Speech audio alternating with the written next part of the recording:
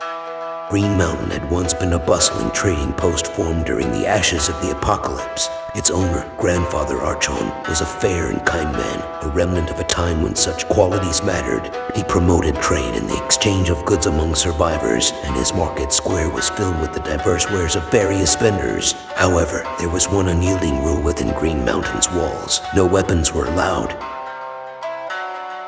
Amid the decaying ruins of a world gone awry, men and women from all walks of life would gather by the flickering campfire. They shared stories of the old world, their laughter providing brief respite from the grim reality of their existence. In a land where survival was a daily struggle, Green Mountain stood as a beacon of hope.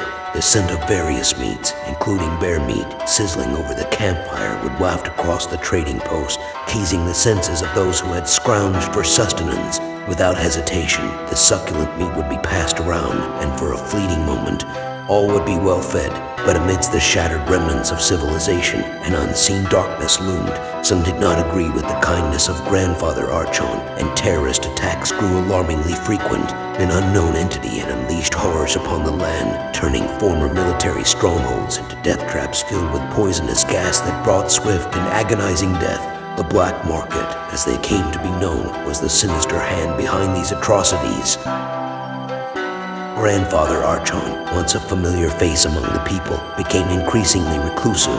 In the eerie early hours of each morning, he could be seen toiling away on peculiar artwork, strange symbols that held no meaning to anyone else. Rumors circulated that he was losing his grip on reality, yet the resilient community of Green Mountain pressed on in the face of mounting adversity. Green Mountain's reputation continued to spread, attracting more survivors seeking. On one fateful day, after a prolonged period of unusual tranquility, a heated argument erupted from the confines of Grandfather Archon's cabin. A single gunshot shattered the uneasy calm, and a man stormed out, his face twisted in anger. Near the Black Market, he declared as he approached the campfire. Chaos ensued as around 30 people turned from their trading activities to join his cause, brandishing their weapons and pointing them at the unsuspecting traders and visitors. Grandfather Archon rejected my offer, and now you all must pay the consequences, the man announced, producing a syringe. With malicious intent, he injected a tall, hunchbacked man named Fred, who immediately fell to the ground, convulsing. The man revealed a detonator and pressed it. A deafening explosion shook Green Mountain as the tower collapsed onto the traders below. Automatic rifle fire filled the air, and survivors were mercilessly cut down. Amidst the cacophony, Fred's tortured screams still pierced the chaos. Miraculously, he rose to his feet, bellowing with rage. With a single blow, he sent men and women flying into the air. Fred charged towards the Black Market, smashing through the mercenaries who had inflicted such suffering on innocent lives. The man who had declared himself a representative of the Black Market shot Fred with a tranquilizer gun, causing him to collapse with a seismic impact.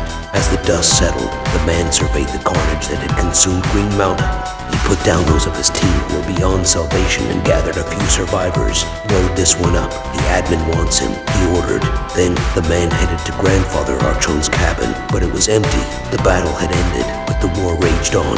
Black Market retreated to a secret location, rumored to be on Scalasty Island, while maintaining a treacherous trading post in a toxic zone.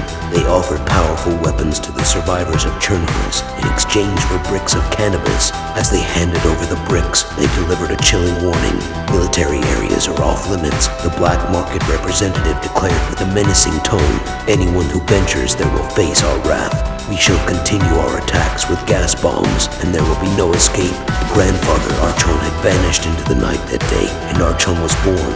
Tales circulated about that day. Some whispered that the trading post at Krona Castle was secretly overseen by the grandfather, while others claimed he had fled in cowardice into the unforgiving wilderness. To this day, the smoldering ruins of Green Mountain stand as a grim reminder of the survivors who once sought refuge there. Among the scattered rubble, rumors persist of strange markings, believed to conceal a hidden treasure left behind by Grandfather Archon. This treasure might hold the key to liberating the people of Chernarus from the merciless grip of the Black Market in a world forever transformed by the apocalypse.